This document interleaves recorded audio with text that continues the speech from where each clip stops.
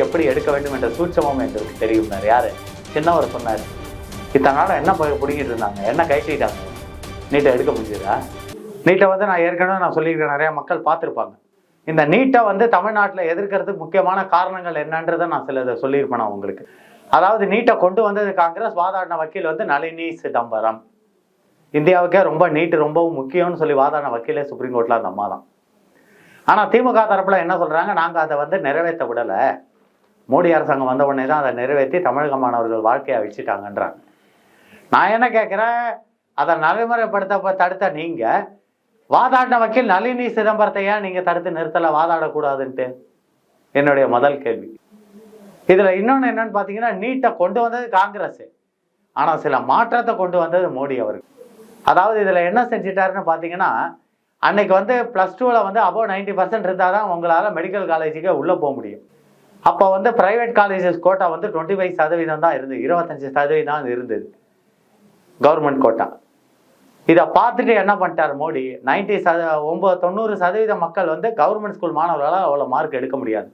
அதனால அந்த 25% கவர்மெண்ட் கோட்டாவில் பிரைவேட் ஸ்கூலில் படிச்சுட்டு அதிக மார்க் எடுக்கிறவங்க தான் உள்ளே போயிட்டு இருந்தாங்க ஈஸியாக.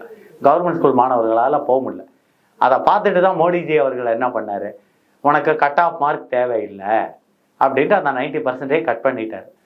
ரெண்டாவது என்னன்னு பார்த்தீங்கன்னா, பிரைவேட் காலேஜஸில் 25% இருந்த கவர்மெண்ட் கோட்டா இன்னைக்கு 75% ஆயிருக்கு.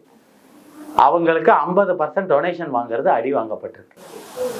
இங்கே டிஎம்கேல நிறையா மெடிக்கல் காலேஜஸ் இருக்குது, ஜெகத் ரட்சகனுக்கு நீங்கள் கேள்விப்பட்டிருப்பீங்க, இப்போ கூட ரைடு நடந்தது. இப்போ அவங்களுக்கு அடி வாங்கினா 25% அவங்க காலேஜ் கட்டணத்துக்காக வச்சு சம்பாதிக்கலாம். இன்னொன்று என்னன்னு பார்த்தீங்கன்னா, இந்த கவர்மெண்ட் மெடிக்கல் காலேஜஸ்க்கெல்லாம் எம்எல்ஏ மந்திரி இவங்களுக்கெல்லாம் கோட்டா உண்டு. இது காமராஜர் பீரியட்லேருந்தே உண்டு. அந்த கோட்டாவெல்லாம் டோட்டலாக கேன்சல் பண்ணிட்டு தான் எடப்பாடி பீரியடில் 7.4% கவர்மெண்ட் ஸ்கூல் மாணவர்களுக்குன்னு தனியாக மோடி கொடுத்தாரு. இப்போ இவங்களுக்கு என்ன ஆச்சுன்னா, ரெண்டு பக்கமும் அடி வாங்குற மத்தள மாதிரி மாட்டிக்கிட்டான். அதாவது பிரைவேட் காலேஜஸ் கிட்டேருந்து பெட்டி வாங்க முடியல, கவர்மெண்ட் காலேஜ் கோட்டாவை வச்சு இவங்களால சம்பாதிக்க முடியல. ஸோ இவங்களோட ஆம்பிஷன் நீட்டை எடுத்தா தான் நம்ம மறுபடியும் அதில் பணத்தை பார்க்க முடியுன்ற முடிவுக்கு அவங்க வந்துட்டாங்க. அந்த ஒரே காரணத்துக்காக தான் தமிழ்நாட்டில் நீட்டை எதிர்க்கிறாங்க. இன்னொன்று என்னன்னு கேட்டிங்கன்னா, இப்போ ஆட்சிக்கு வரும்போது இந்த தேர்தலும் போது ஒரு வாக்குறுதி கொடுத்தாரு, நாங்கள் நீட்டை எப்படி எடுக்க வேண்டும் என்ற சூட்சமும் எங்களுக்கு தெரியும்னார். யாரு சின்னவர் சொன்னார். இத்தனை நாள் என்ன பிடிங்கிட்டு இருந்தாங்க, என்ன கைட்டிட்டாங்க, இவங்க நீட்டை எடுக்க முடிஞ்சதா? இப்போ சமீபத்தில் கூட ஒரு கையெழுத்து இயக்கம்னு ஒன்று நடத்தினார். காலேஜ் வாசல்லாம் போய் நின்று சும்மா போகிற பயிலெல்லாம் கூப்பிட்டு கையெழுத்து வாங்குறான் திமுககாரன். இதில் ஒரு கையெழுத்து போடுப்பா அப்படின்னு. அவன் என்ன நினைக்கிறான், ஐயோ நமக்கு எதுக்குடா இவனுங்க வம்பு, ஏதோ கையெழுத்து கேட்குறான் போட்டு போயிடும். ஆனால் அவன் மனசுலேயே இருக்கு என்னென்ன, இந்த பாவிங்க நீட்டை ஒருத்தன் என்னை கேட்டான், அப்படி கையெழுத்து போட்டு ஐயா நீங்கள் தான் நீட்டை பற்றி சொன்னீங்க, எல்லா விவரம் அப்போயே எங்களுக்கு தெரிஞ்சு போச்சு, நாங்கள் நீட்டு போராட்டம் கூப்பிட்டா கூட இனிமேல் நாங்கள் போக மாட்டோம். ஆனால் இப்படி கையெழுத்து இயக்கம் நடத்திட்டு இருக்கானே, இந்த மாதிரி உடனே நீட்டை எடுத்துருவாங்கன்னு. நான் தான் என்னடா நீ படிக்கிறேன்னு கேட்டேன். எம்பிஏங்க ஐயா, பிஸ்னஸ் அட்மினிஸ்ட்ரேஷன் படிக்கிறியான்னு. ஆமாங்க ஐயா. ஏண்டா நீ சிந்திக்க மாட்டியா, need is not only for Tamil Nadu, for all over India. ஒரு மாநிலத்தை கவர்னர் கையெழுத்து போடுறதுனாலையோ, ஒரு மாநிலத்தை கையெழுத்து நடத்துறதுனாலையோ ஒரு மாநிலத்துக்கு ஒட்டி தனியாக நீட்லேருந்து விளக்க கொடுத்துருவானா? சிந்திக்க மாட்டியா? எந்த சட்டத்தில் அப்படி இடம் இருக்கு? எந்த கோர்ட் இதை ஒத்துக்கும்? சிந்திக்கடா முதல்ல. அவன் வேலை வெட்டி இல்லாமல் கையெழுத்து வாங்கிட்டு திரிகிறான் உங்களை ஏமாத்துறதுக்கு, உங்க ஓட்டுகளை வாங்கறதுக்காக.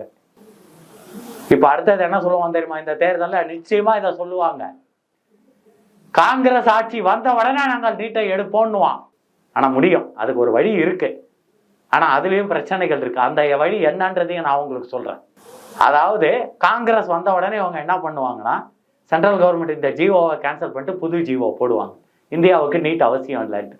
அதை ஜனாதிபதி ஒப்புதல் காமிச்சு சுப்ரீம் கோர்ட்ல ப்ரொடியூஸ் பண்ணுவாங்க. ஆனா அதுலயே உங்களுக்கு சிக்கல் இருக்கு. நாளைக்கு எவனாவது கொண்டு வந்த நீயே ஏன் இதை எடுக்கிறேன்னு சொல்லி எவனாவது கேஸ் போட்டான்னு வச்சுக்கோங்க, அதுலயும் ஆப்பு தாட்டி உங்களுக்கு. அதனால நீட்டை எடுக்கிறதுக்கு எந்த வித வழியும் கிடையாது. இவங்க ஏமாத்திக்கிட்டு இருக்காங்க, ஓட்டு வங்கிக்கோசரம் ஏமாத்திக்கிட்டு இருக்காங்க. நான் தெரியாம தான் கேட்கிறேன், ஆவுன்னா இந்த நீட்டை பத்தி ஒரு வார்த்தை அடிக்கடி சொல்றீங்க, அனிதாலேருந்து தற்கொலை பண்ணிக்கிறாங்கன்னு. ஏன்டா முட்டா பாயிலுகளா, நான் ஒன்று கேட்குறேன், படிக்க வாடம் சொல்லி கொடுக்குற வாத்தியாரே அதை கஷ்டம்னு சொன்னா, அப்புறம் படிக்கிறவனுக்கு எங்கேந்திரா அதில் இன்ட்ரெஸ்ட் இருக்கும் படிக்கிறதுக்கு? அவனும் பயப்படான், கஷ்டம் தானே நடப்பான். ஒரு ஆட்சியாளர் நீ என்ன பண்ணணும்? ஒரு எக்ஸாம்ஸை சென்ட்ரல் கவர்மெண்ட் கொண்டு வந்ததுன்னா அதை வந்து அந்த ஸ்டூடெண்ட்டை எப்படி ப்ரிப்பேர் பண்ணணுமோ, அவனை எப்படி தேர்ச்சி பெற வைக்கணும், அதுக்கான வழி என்னன்றதை நீ கண்டுபிடிக்கணும். அதை கண்டுபிடிக்கல.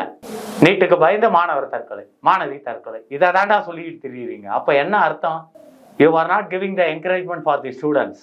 அந்த ஸ்டூடெண்ட்ஸோட லைஃப்பை எப்படி அழிக்கணும்னு தான் நீ பார்க்குற. இதுதான் உண்மை. இப்போ கூட சமீபத்தில் கல்வித்துறையில் ஒரு ரூல்ஸ் கொண்டு வந்திருக்காங்க. அதாவது 10ஆவதுலேருந்து 12ஆவது வரைக்கும், நான் பேசினதுக்கு அப்புறம் தான் அதுவும் நடந்திருக்கு, ஸ்பெஷல் கிளாஸஸ் வில் பி கான்டாக்டட்னு சொல்லியிருக்காங்க. அது என்ன நடைமுறைக்கே வரல. ஏன்னா இப்போ அது பள்ளிக்கூடத்திலே 18,000 பேர் டீச்சர்ஸ் தேவையா, டெட்டு எழுதிட்டு 4.5 வருஷமாக போஸ்டிங் போடாமல் இருக்குது. அதுக்கு ஒரு வழி கண்டுபிடிக்க முடியல. இவங்க எங்கே இந்த நீட்டுக்கு ஸ்பெஷல் கிளாஸ் கான்டாக்ட் பண்ண போகிறாங்க. அதனால் நான் சொல்கிறது என்னென்னா, தமிழக மக்கள் நல்லா சிந்தியுங்க. நீட்டை வந்து இவங்க இல்லை, இவங்க அப்பனுக்கு அப்பனே வந்தாலும் சரி. முத்து வேளாளரே, கருணாநிதியோட அப்பா முத்து வேளாளரே வந்தாலும் இது நடக்காதுடா, முடிஞ்சு போச்சு. அதனால இவங்களோட பேச்சில் தயவு செய்து நம்பாதீங்க. ஏமாத்து வேலை. ஏழை மாணவர்களை குழப்பறதுக்காக இவங்க நீட்டை வச்சு இவங்க உதயநிதி ஸ்டாலின் ஏமாத்திக்கிட்டு இருக்காங்க. அவங்கள அவங்ககிட்ட போய் கேளுங்க. இப்போ கையெழுத்து வைக்கணும்னு வாங்கினியா, என்ன பண்ண அந்த கையெழுத்தெல்லாம்? குப்பத்தொட்டியில் கொண்டு போய் போட்டியா இல்லை ஜனாதிபதி கிட்ட போட்டியான்னு கேளுங்க. நான் ஜனாதிபதி கிட்ட கொண்டு போய் கொடுக்கல, அதையும் பாதியிலே நிறுத்திட்டானுங்க.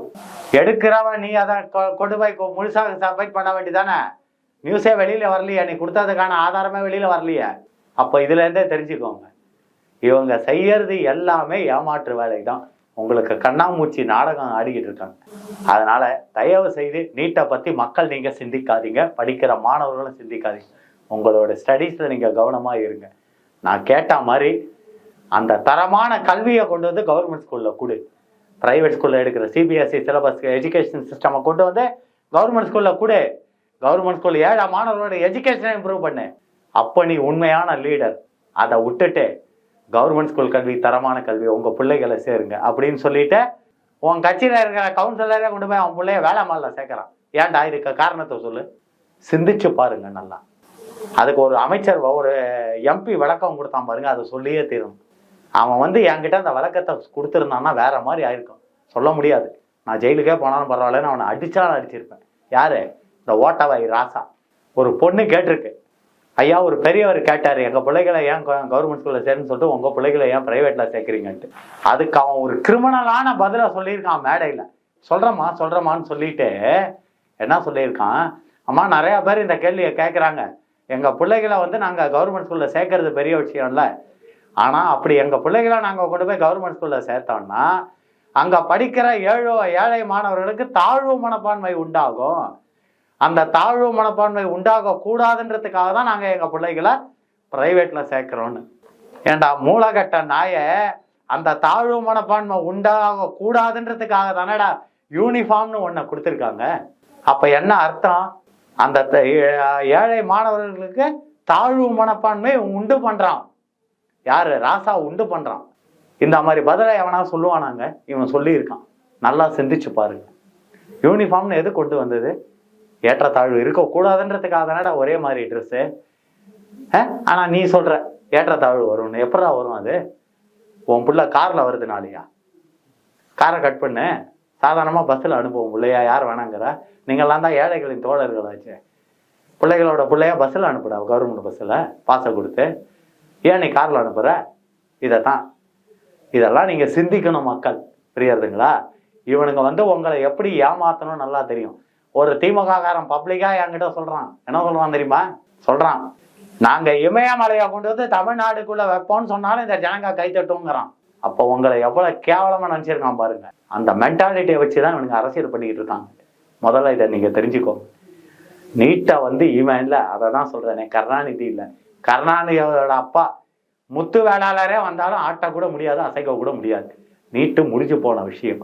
இனிமேல் ஏழை மாணவர்கள் நீட்டை அட்டன் பண்ணுற அளவுக்கு அதுக்கு என்ன வழிவகை செய்யணுமோ அதை செய்யுங்கடா முட்டா பயிலுங்களா. அதை விட்டுட்டு ஆகுனா நான் நீட்டை ஒழிப்பேன் இதையே படித்த பாட்டியே பாடிக்கிட்டு இருக்காது. இது இப்போ எல்லாருக்குமே தெரிஞ்சு போச்சு. இவ்வளோ மக்களுக்கு கடைசியாக ஒன்று இந்த நீட்டை பற்றி சொல்லிக்கிறேன். இப்போ இவங்க ஒரு நீட்டை பற்றி ஒரு எக்ஸ்பிளனேஷன் சொல்கிறாங்க.